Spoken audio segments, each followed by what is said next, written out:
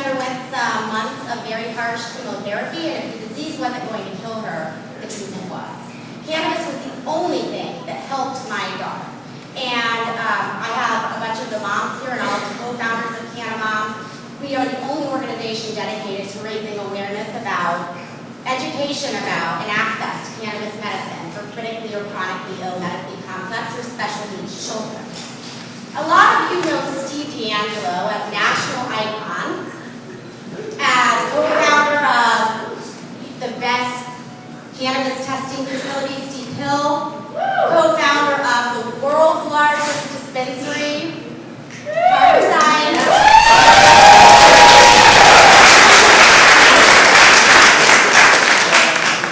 But like I said, I wasn't a part of this community. So how I know Steve is a different story. One day, I went to a conference and I talked about my daughter, and our other moms talked about their children. And this guy, with his braids and his hat and his little puppies, sat on the floor with us in a circle and discussed what the needs of these children were and maybe how we could potentially help them. And he was the first person to really step up to the plate and provide these kids with the medicine that they needed at no cost to these kids.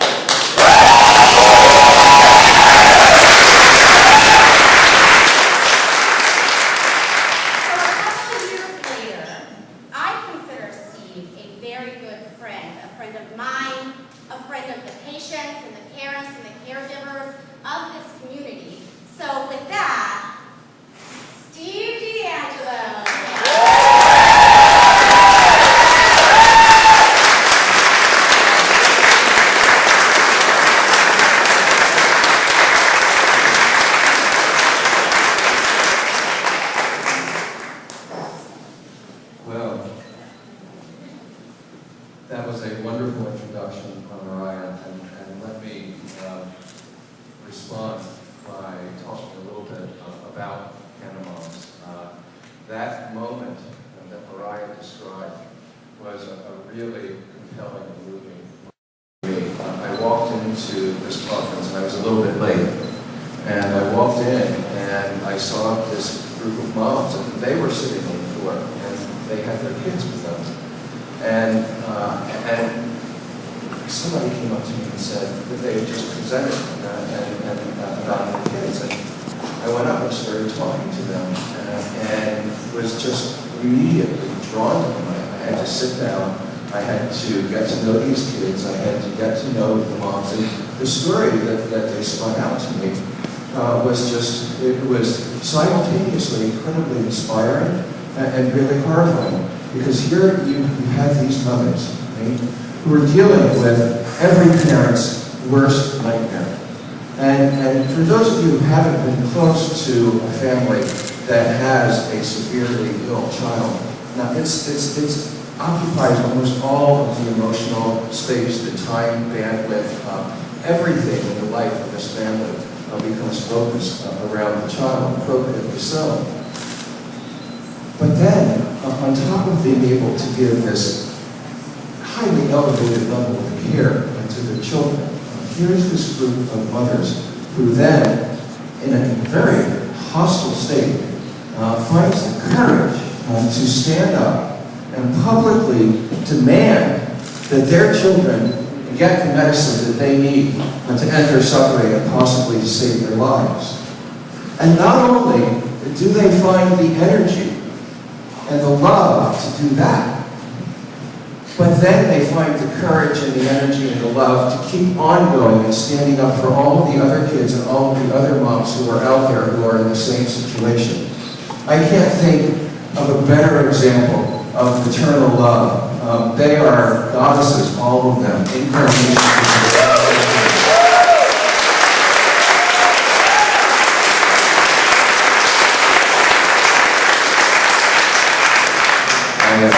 I came 3,000 miles to be with them, and with you here tonight, I gladly would have gone all the way around the world if I had to.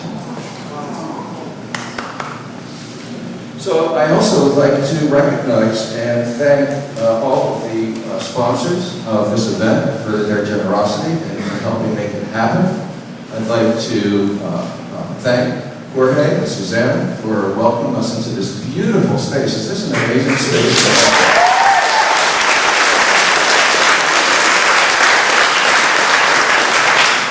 And I'd also like to say a special thank you to Women Grow, which is another one of my very favorite organizations in the cannabis industry. And I want to talk a little bit about that. You know, the cannabis industry is this very unique thing because it's an industry that's growing out of a social movement. And think about that. Think of other social movements. They don't usually end up yielding industries that generate billions and billions of dollars. So it's a very special thing. And in my view, that industry that we're building should reflect the values that we have been standing up for, that we've been fighting for all of these years.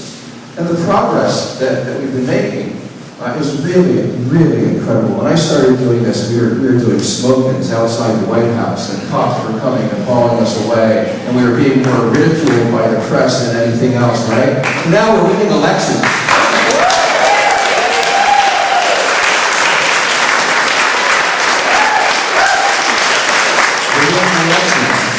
And now that we're winning elections, right, we're going from collecting signatures and campaigning and petitioning to writing business plans and raising funds and developing new types of cannabis medicines and new ways for people to ingest it.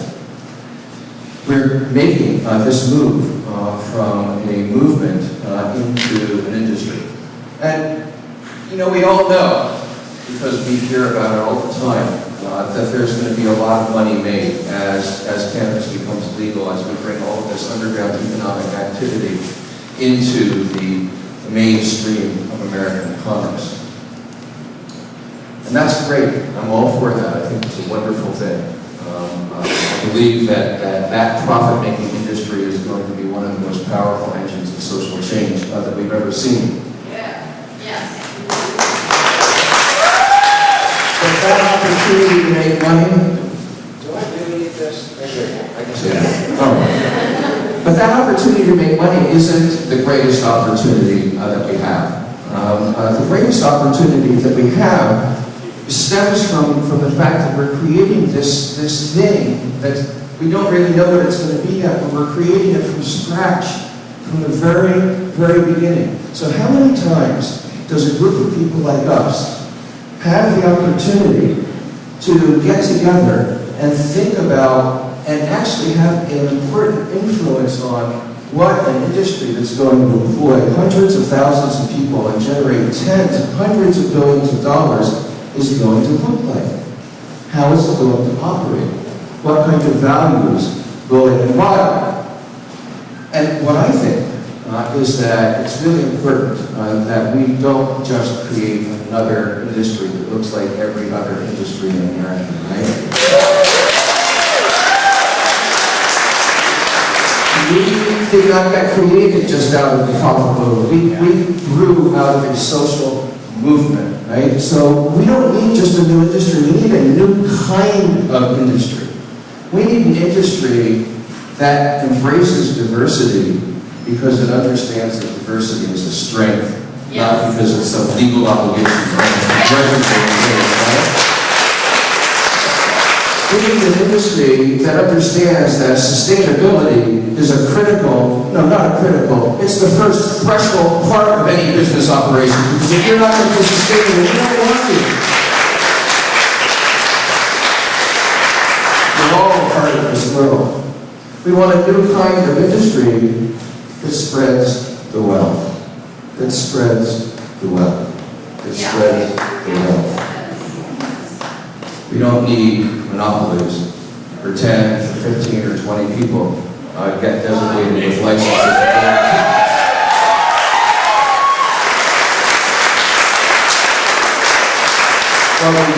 What we need is a pathway to real change. And I think that working together, we can do that. Now, I attend lots of events all over the country. And as we started moving from the movement into the industry, and I started going to more and more industry events as opposed to movement events, I started looking out into the audience, and what I saw disturbed me. Disturbed me. Because almost everybody in that audience was a white guy, around my age, who already had a pretty good amount of money and some success. I didn't see very many women. I didn't see very many people of color. I saw a lot of excitement. I saw a lot of talk about all the money that was going to be made. But I didn't see any women in the room. And that really disturbed me. I am the proud son of a feminist mother.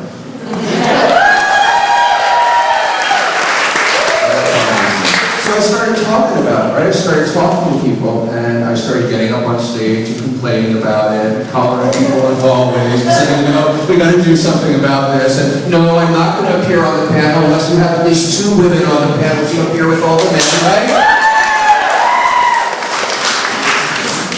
And people started coming up to me. And they were like, okay, so what can I do? How can I deal with this? You're right, Steve. Right? What are we going to do about it? Well, I didn't really know. I mean, I knew that there was a problem, right? But I didn't know what the solution was. And, I've got 3 businesses that I'm running and 2 federal cases with the feds that I'm still fighting. And, lots of other stuff going on in my life. So I didn't have a lot of spare time to sit down and start figuring it out. Right? And then Jasmine Hum and Janie West showed up. They had a way. They had an answer. They had a way for people to plug in. And the amount of energy that that organization has generated over the course of time since its founding has just been remarkable. I don't think I've ever seen a more rapid trajectory of growth of any organization in the cannabis movement or the cannabis industry. Amazing. So I'm really pleased that Women Grow is here in Florida, that there are so many strong, smart, inspiring women who are associated with it.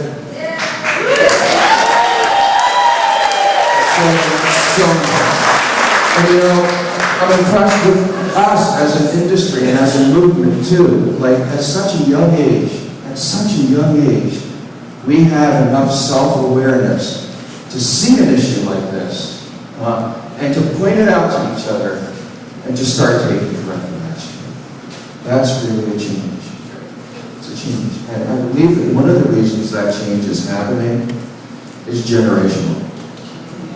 We are blessed, I think, now to have what I call the smartest generation. They are the smartest generation in the history of humankind. They have an unparalleled ability to collect information, facts, science. They can collect it, and they've been able to collect it since they were babies. They've grown up with keyboards in their hands. Their brains have been connected to this vast database. And so they've gotten really good at extracting that information, at thinking about it, at synthesizing it into new concepts and new ideas, and then taking those new ideas and those new concepts and pushing them out to each other and then acting on them and getting things done. So I think that one of the reasons that we're seeing this acceleration in the cannabis movement is because we have amongst us now the smartest generation. Now, our generation deserve a little credit for inventing computers and giving it to them, right? And I'm also really inspired by the other end of the demographic spectrum. For a long time, we've been looking at cannabis polls, and we've been seeing that the demographic that is most opposed to cannabis reform is seniors, is elders. Okay? But we know that seniors and elders are the people that need cannabis medicine the most. Right?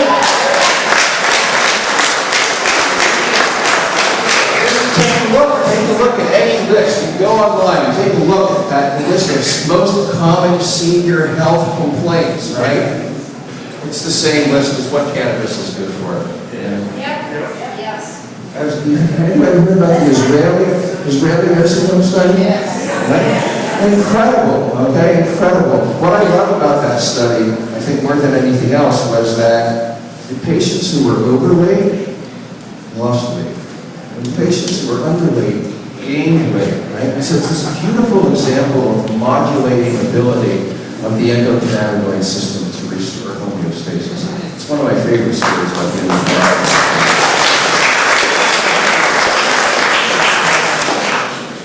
So I'm not going to talk too much with prepared remarks because I really want to hear what's on your minds and have a little bit more of a dialogue and a conversation than a one-way lecture. But I do want to talk a little bit about community and unity and hanging together and working through our issues with each other. Florida is like, it's like just about every other state that I've ever been in the cannabis reform movement, right? We have a lot of different groups, we have a lot of different individuals who care deeply and passionately about this issue, whose lives have been moved and changed by cannabis on very, very deep levels. They come from all different backgrounds, they come with all different skill sets, and they all come with their own strengths and their own weaknesses, and their own approaches and their own opinions. And sometimes we see heat and friction within our own community around what we're going to do with this initiative, or what are we going to do with that initiative, or what's the right wording on this, or who are we going to back in this election, or who's going to be the chairman of this organization. There's a lot of heat and friction that can happen. And sometimes it just happens because, one group in one end of the state starts working on the same thing at the same time, and somebody on the other end of the state starts working on it, and they both get so far down that they don't want to let go of their individual plans. Understandable, right? Understandable stuff. I think one of the deepest causes of this, though, has to do with this transition that we're in the cannabis movement. For years and years and years, to be a cannabis activist, you have to be almost half crazy. Right? You have to be almost half crazy. You have to be one of these people who, when you were convinced that something was right, there's nothing on God's earth that is going to convince you to change your mind ever.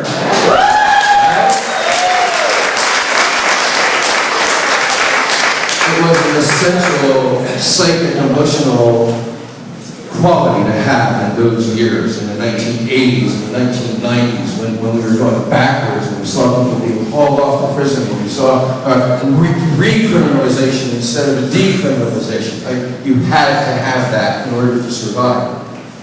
But we're in a new time now. It's not that way now. We are in a place now where we're able to reach out to people that we never thought we would be able to reach out to. We're changing minds that we thought would be closed forever and ever and ever. We are not moving backwards. We are galloping forwards. And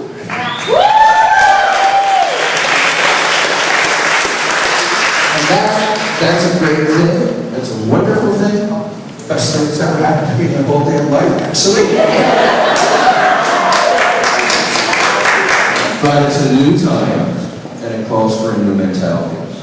And so, for a lot of us who grew up in those years, who learned how to be uncompromising, who learned how to never bend, who would fight until the very end, we need to learn some new skills. We need to learn the art of dialogue. We need to learn the art of compromise. We need to keep in mind the lessons that this plant teaches us. It's taught all of us. The way that it can bridge human differences.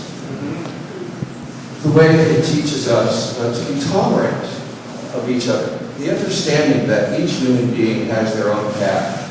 And they should be allowed to walk that path unless it crosses in some really horrible, serious way somebody else's path. Let each person find their own way through this world and their own path. Play teaches us to be kind, and it teaches us to be gentle, and it teaches us to be forgiving. And so, as you all work together on the various different initiative plans, on all of the different organizations that are going to be coming together, remember these lessons. Because we can't afford to lose elections anymore, ever again. Not another single day.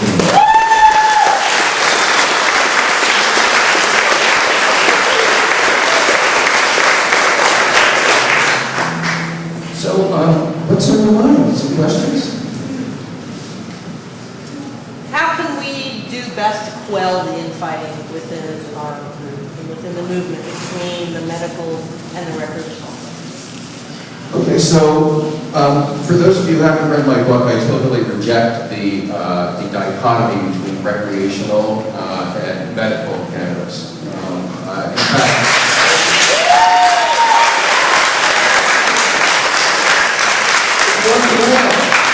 it's one plant. It's the same thing, okay? The laws might be written differently and have different ideas about it, but we know that it is one plant in the end. I like to think about the concept of wellness instead of recreational versus medical. And so the way that this concept came to me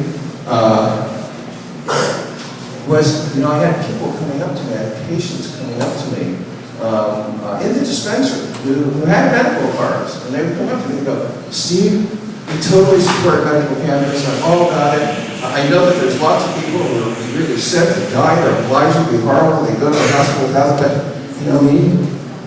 I'm not really a patient. I just like to get high." They're telling me this is a dispensary, right? I'm like, all right, come on over here, let's have a little conversation. How do you use cannabis? When? How has it changed your life? How does it make your life better? And I'll give a story that goes kind of something like this. It's a bunch of experiences put together, but it goes something like this. Well, Steve, we get off of work at the end of the day, without cannabis. This is the without cannabis part, right? Get off work at the end of the day. I might be pissed off or frustrated. Maybe I had a fight with the boss, or I just didn't get everything done that I wanted to get done that day. So I'm kind of frustrated, irritated at the end of the day. I'm getting rush hour traffic. My stomach gets sour. My back starts aching. I'm not looking forward to going home and telling my wife what a lousy day I had, or having the kids climb all over me, or don't think I can eat anything because my stomach is upset. And when I get home, oftentimes my stomach is upset. And I'm not really too happy to see anybody. After dinner, I'll go and sit in front of the TV, and usually I pass out, and, sort of doze off, and wake up a little later and go into the bedroom. My wife will be kind of irritated, and, I'll sleep for a few hours, or maybe I won't sleep for a few hours, and then I get up the next morning, and, it's another day. But with cannabis things are different. Right? I'm not irritated and frustrated at the end of the day, no matter what has happened.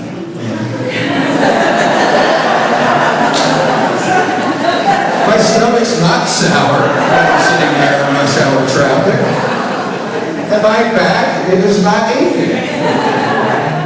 I'm looking forward to going home and reuniting with my wife, and when I get there, I have as much fun playing with my kids as they can play with me.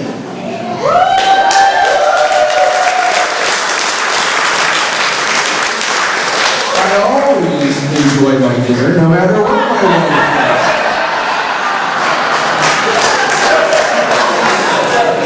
After dinner, we put the kids to bed. A little bit of extra special intimate time because of the cannabis. We go to sleep in each other's arms. I wake up the next morning refreshed and ready to take one.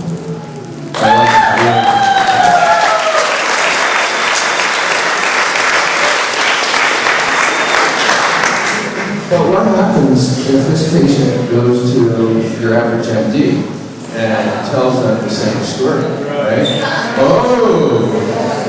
Anxiety, depression, rheumatoid arthritis, acid reflux, insomnia, low testosterone, erectile dysfunction, and the list goes on and on, right? So, we see these pharmaceuticals, what would happen is you would be given a list of these pharmaceuticals, and we see these things advertised on TV every night, right? And real problem, because most of them don't work that well, and they have a list of side effects, like something out of a Stephen King novel. We know that cannabis is a safer alternative and a more effective alternative for many So that's one part of wellness.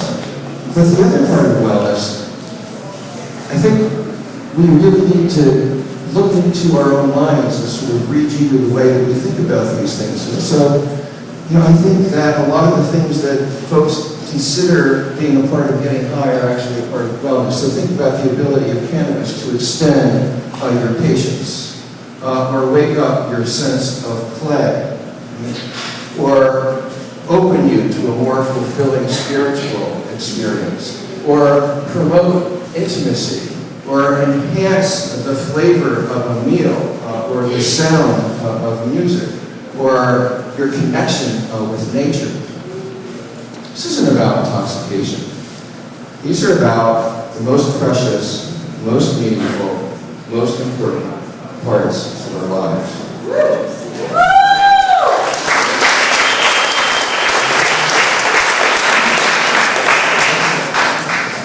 So that's some of the reasons I cringe when I hear this term recreational cannabis. I also cringe because it's like every living creature on the planet has an endocannabinoid system, with the exception of insects. Every living creature has an endocannabinoid system. And that endocannabinoid system in human beings is the largest neurotransmitter system in the human body. It is the reason that cannabis is effective for so many different ailments. So it boggles the mind, at least it boggles my mind, that anybody could suggest that a substance that interacts with the largest neurotransmitter system in the human body could be considered an optional leisure time recreational pursuit.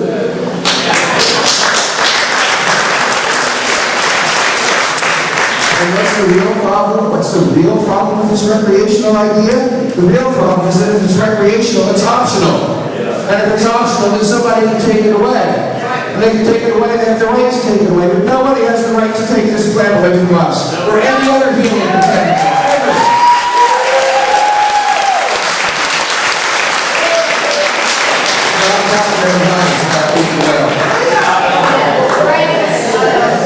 So I know that was a really long way around this question.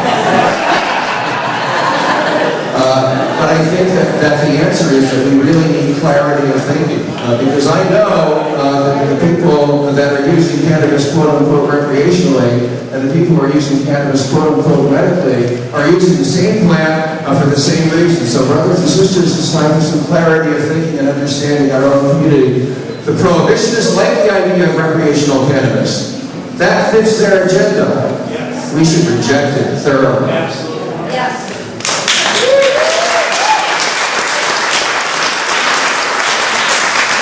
So instead, let's talk about adult use. Let's talk about wellness.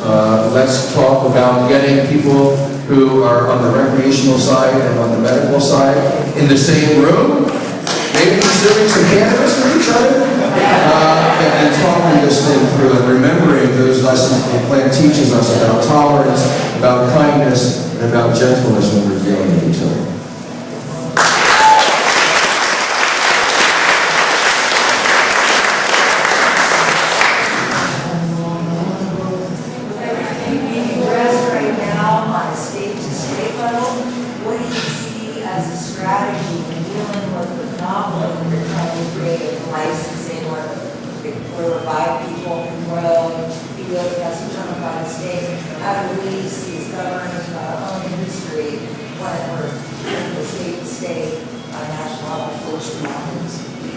Did everybody hear the question? The question is, how should we handle some of the state regulations that are essentially setting up monopolies in the cannabis industry?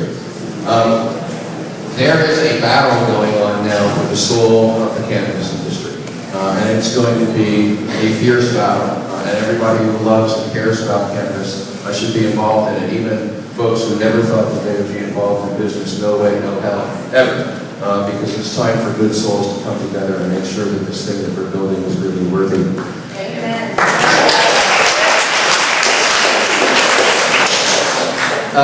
My favorite story about this is what happened in Ohio. Right? So what happened in Ohio, for those of you who didn't hear, is a bunch of jokers who had a few years ago run an initiative in Ohio that gave them gambling licenses, gave casino licenses to like 5 designated particular individuals who were the individuals who funded the initiative campaign.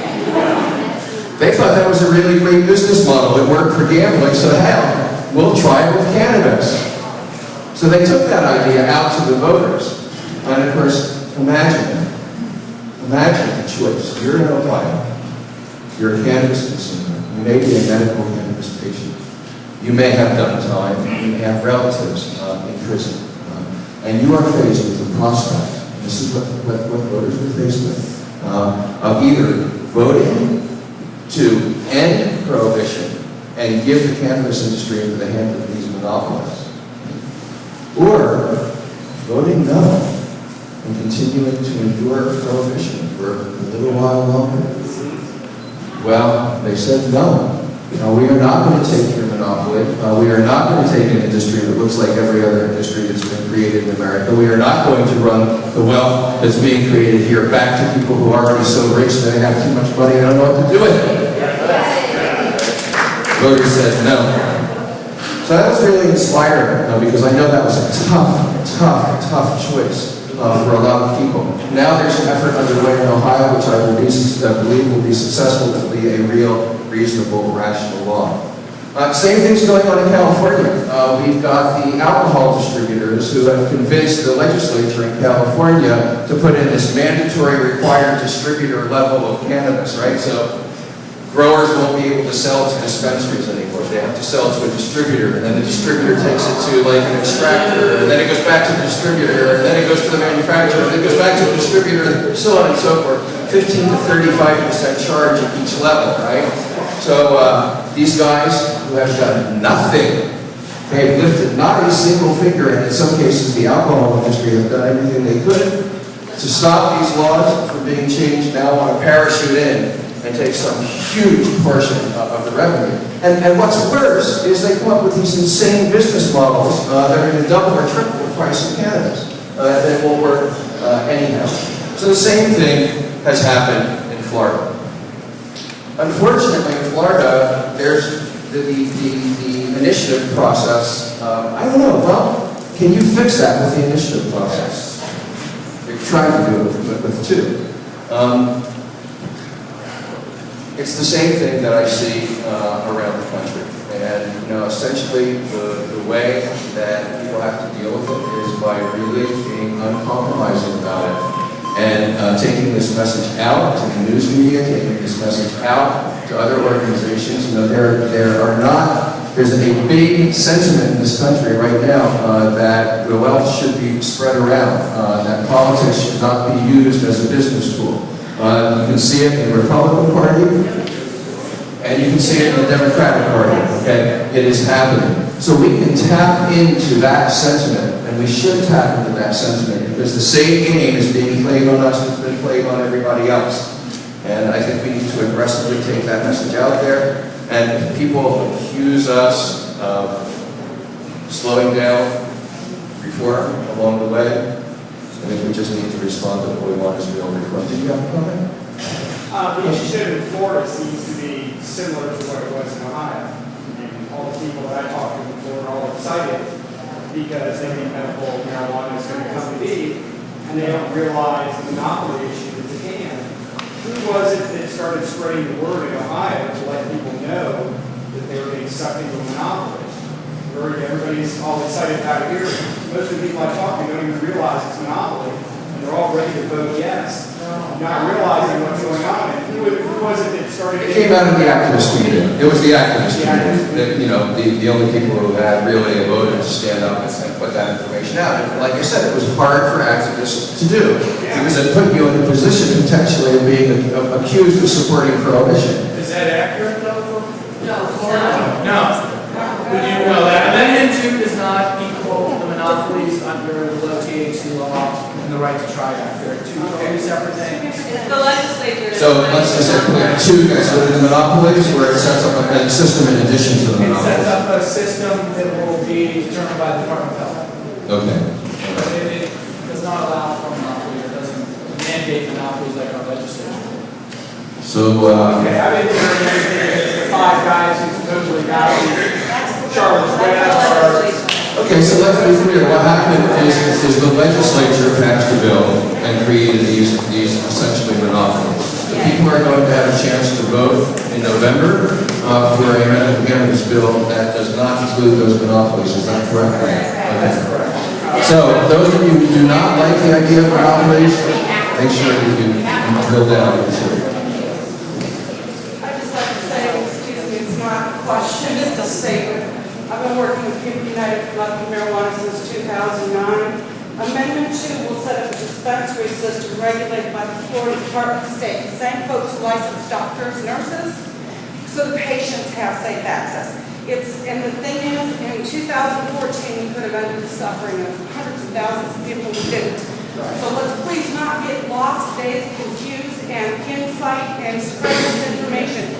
In November 2016, we can either stop the suffering of hundreds and thousands of patients, or we can be screwed again.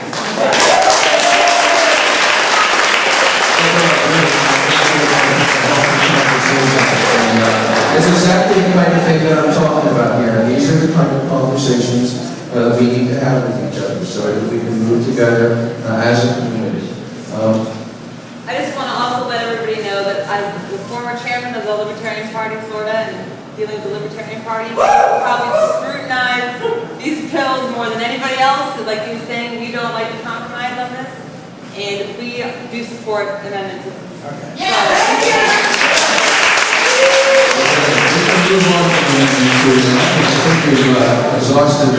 we've exhausted the positive dialogue in this room, and let's move on to another question. Possibly negative. You talk about how you think the next generation, because all the information that they have, are going to change everything. How would you approach the fact that because they have access to so much information and can see the monopolies in many different ways stacked against them, how do you teach them that they can make a difference and oppose apathy? Because I see they have access to this information, but they're apathetic. They don't, in a way, it's, yes, we see all these truths, we know all this, but what are we going to do? Nobody else has made change. What do you say to inspire that next generation to use that information and not fall into the path of apathy and just not care? I don't know, maybe they need like better cannabis or something.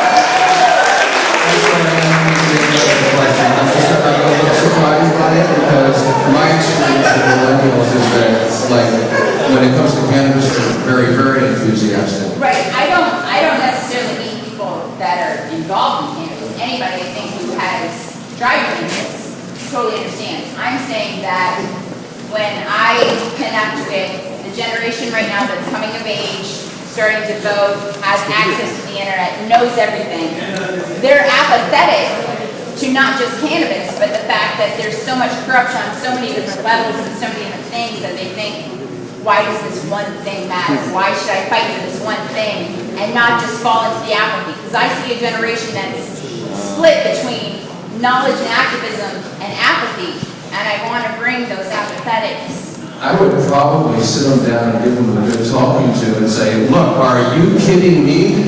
You've got the internet, you've got Twitter, you've got every social media platform in the world, you've got access to all of the information in the world. You have power in this generation to make change like no generation in human history has ever had. Don't talk to me about blowing that opportunity by sitting on your butts.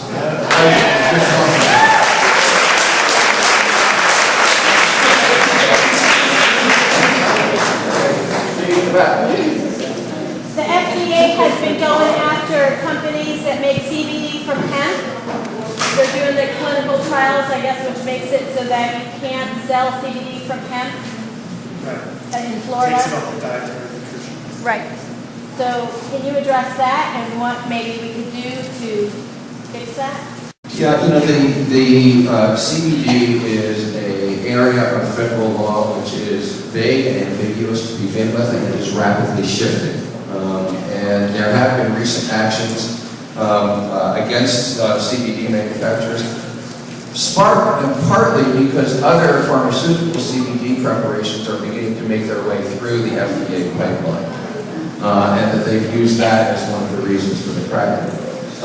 That said, there was a problem with a lot of companies who were sourcing their CBD extracts from industrial hemp byproducts. And the problem with that is that industrial hemp is grown typically with fertilizers, it concentrates heavy metals, and upon analysis it was found that a lot of these CBD products had really dangerous levels of heavy metals in them, and frequently didn't have the CBD content that was supposed to. Get a really good report on that from Project CBD, and they sort of outline some of that. So it's a little bit of a gray and murky area. There's a sign of hope on the horizon, though, that the Farm Bill that was passed by Congress recently includes a provision in it that is going to allow any of the hemp that is grown, and right now you're allowed to grow hemp in cannabis legal states if it's part of a research project. So the Farm Bill will allow the hemp from those quote-unquote research projects to be sold interstate. And so we have the possibility of growing very large quantities of it in places like California and Colorado. And if interstate commerce is allowed, then we would be able to get those products to other states where there's not some taxes. That said, CBD is not a panacea. In our experience, we found that CBD alone, without any other cannabinoids, is nowhere near as effective as medications that have an entourage effect in them. And I think that frequently the CBD-only laws have been embraced by most reactionary lawmakers as a way to stop further reform. So the whole area and issue of CBD is something where it really takes a lot of study on a pretty consistent basis to keep up with all the twists and turns in that part of the cannabis world. Because it used to be that, I guess you could retail it in Florida, CBD, but with that new regulation. Well, people might have been retailing it, but it's never been clear under federal law that that was legal. If you call the DEA and ask them, they will tell you that CBD is a controlled substance. They will. I mean, they absolutely will. Given that this is an election year, can you speak to candidates and their stance on rescheduling and decriminalization? Are we talking about the presidential campaign? At that point.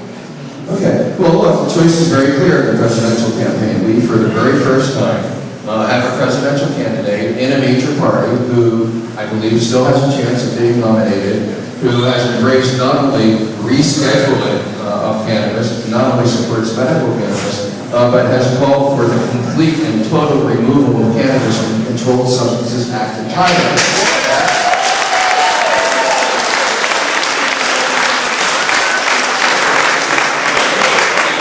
I'm a one-issue guy. I'm a one-issue guy. And so there's no doubt about who I'm voting for. So if we take a look at Donald Trump, the likely Republican candidate, I can tell you a little story. I was in Sacramento a few weeks ago testifying on a measure that they were considering part of the medical cannabis regulations. And speaker after speaker got up and gave fairly well-reasoned viewpoints. Everybody had different opinions, and some people liked this and didn't like that, but everybody was fairly reasonable and rational, right? I was sitting down and I sort of zoned off a little bit, right? Because it's hot, I'm hearing this stuff for hours and hours. But then I started hearing this like totally different cadence, and this totally different vocabulary, this totally different rhythm, right? And I look over, and here's this maniac from the Make America Great Foundation spouting off stuff that could have come straight out of the mouth of Harry Inslee, right? Straight out. Everybody know who Harry Inslee was? Okay, the original Reefer Madness dude. And this guy got up and with a huge amount of passion and conviction, you could tell that he believed it. He really, really believed it. And he was just talking about crime and addiction and insanity and basically the decline of Western civilization. And he really believed it. Trump, who knows what Trump believes or doesn't believe, okay? What I worry about is Trump's constituency, is the people who believe in Trump and who ultimately are his power base, right? I think that those folks, probably very few of them understand the truth about cannabis. One more question. Yes. Well, One more, yeah. Hi, South Florida Women Grow here, and yeah. in our chapter, we're trying to understand reaching the elderly with how it benefits them medically and so on and so forth. So I want to know how you've been successful doing that, if you have been, and what do you suggest that we do reaching out to them? Because we haven't really been able to reach them in a real, we want to reach a greater number, and we want to really let them know how much, get them off the pharmaceuticals and get them into something that will really help them hold the secret. So what you need is a trusted ambassador. When Harborside first started doing outreach to the senior community, the first thing we did was get a booth at a senior health fair. And we went down and we set up our booth the same way that we always do at all of our events. We put up our usual display. We had our staff there. None of them are 75 years old. And we were, we're going to take this information to the seniors. They need it so much. And it was a nice sunny day. And nobody stopped at the booth. It was like, Logan, come this way. And I started thinking about it, right? I was like, okay, you got a few miles, you're 75, you're 80, you're 85 years old, and you got some kid who's 25 years old who's going to start teaching you lessons about your health care. Doesn't really compute. So I was really fortunate to be able to reach out to an amazing woman named Sue Taylor. Sue is in her late 60s now. She was in her early 60s then. Former Catholic elementary school principal, African-American woman who is one of the most elegant, well-presented people that I've ever seen in my life, who had a real passion for senior wellness already. So she was a senior wellness advocate, trying to convince seniors not to take as many pharmaceuticals, to exercise, to think about diet. When her son turned her on to medical cannabis. And I was able to convince Sue to become our senior outreach coordinator. And it was a long process, right? Because it turned out that before we could really get meaningful access to seniors, we had to go to the gatekeepers. So there's a lot of gatekeepers in the senior community, nursing home administrators, aging commissions, advocacy organizations.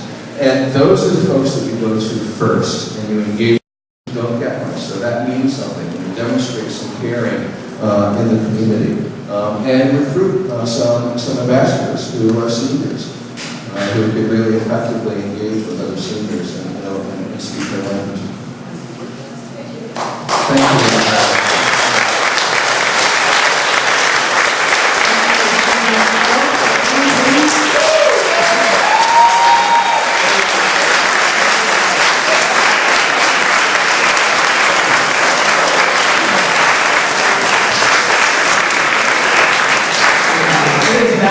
Honor to be able to bring Steve here into Florida.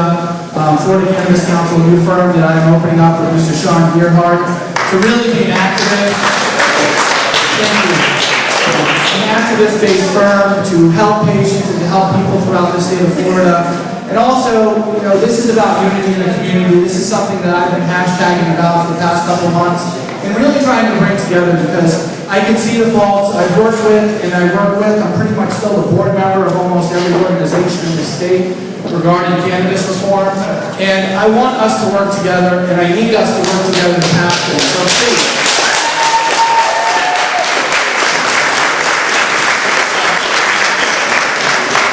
We are excited to be announcing the new Regulate Florida petition to get regulated adult use on the ballot for 2018. To sign the petition, sign the Florida for Freedom's petition, and support all these organizations in this state because they're the ones that are affecting change throughout the state. But we need you, we need every one of you, the people who are here. You guys are the foundation. You guys are the people that need to talk to your neighbors, you need to talk to your friends, you need to talk to your family, and make sure that they get out to vote.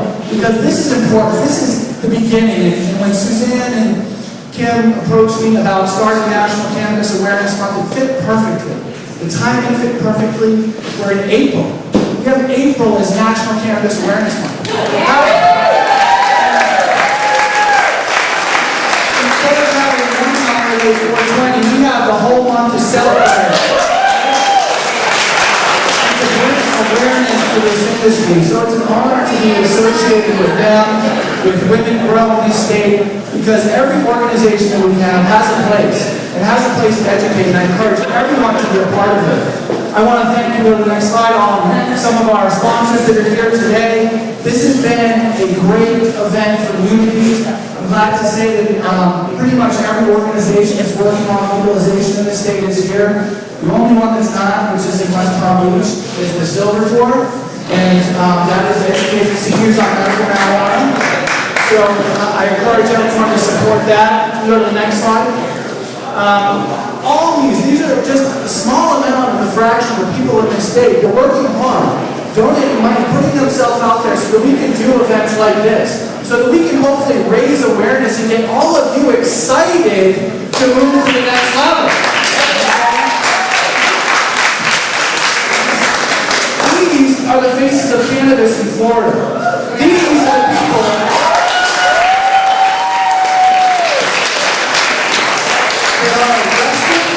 and have their lives on the line for a plant. Okay, and I'm sick of defending them. Absolutely. I do not want to do it anymore. Kathy, I love her to death.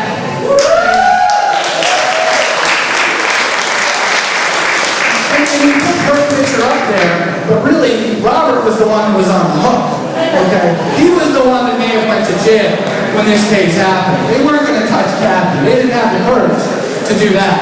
They didn't even consider it. So these people and these caregivers, you have the children that are fighting every day to control their child's seizures and cancer. And they need this medicine available now.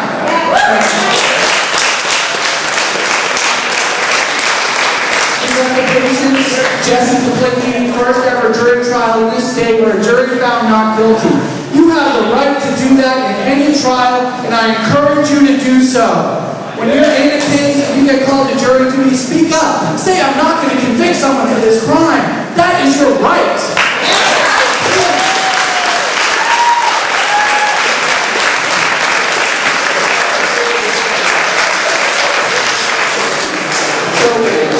You may not know much about me, but this is an industry that is near and dear to my heart, something that I became an attorney for, from high school to college. It's the only reason, as Steve said, he's a one-issue man, so am I. It's the only thing that I want to do. The only thing that I really have a goal for is to get and stop people from getting arrested for this.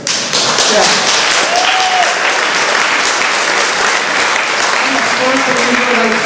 Even if you use cannabis to get high or to laugh and to have euphoria, that makes you feel better. Right? That is wellness. Laughing is good for you. So this event and doing this, for one, is a dream come true for me.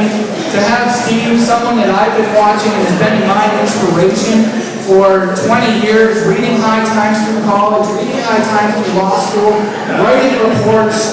He's an inspiration, and I hope that you guys can take today with you. To take petitions from Regulate Florida, take petitions from FFF. You know, we also have an initiative that's going to be on the ballot for 2018 to get us back to sensitivity so we can take back our government by changing the supermajority from 60 back to 50%.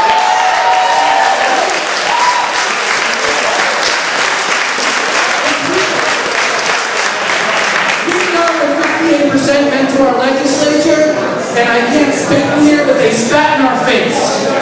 We wanted a full medical program with illnesses that meant things, and people didn't have to wait till they were suffering or dying to cure themselves. And we needed to stop. So I just wanted to thank everyone for being here, being part of this movement. I hope and encourage everyone to continue to do so. Reach out to us, volunteer, help us cannabis community, because it is the only way that together we will make this happen.